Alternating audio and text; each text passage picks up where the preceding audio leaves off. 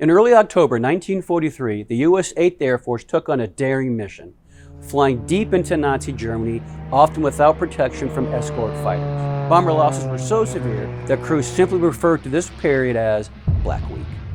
This is World War II and II.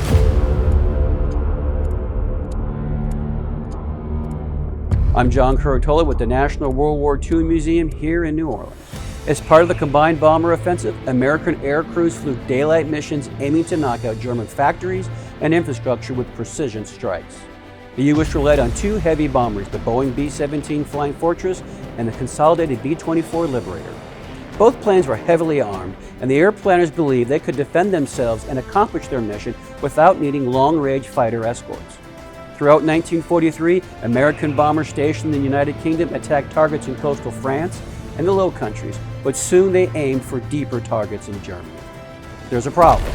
The U.S. underestimated Germany's air defenses, which included advanced radar and powerful interceptor fighters. The U.S. tried to provide escort fighters with the P-47 Thunderbolt, but the single-engine fighter couldn't go the full distance.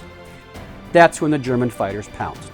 German Me-109 and FW-190 and heavy fighters armed with machine guns, 20mm cannons, and rockets tore through the bomber formations.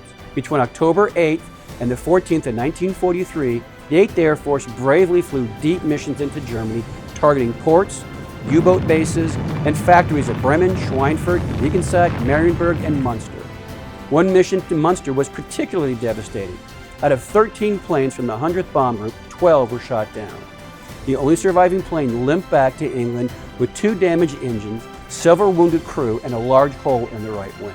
During these raids, some of the missions saw loss rates up to 20%. On average, a bomber could only be expected to survive 11 missions, and sadly, this was true for the crews as well. The most tragic day of Black Week was on October 14th on a raid over the German ball bearing factories at Schweinfurt. The 8th Air Force lost 60 B-17s to the Luftwaffe.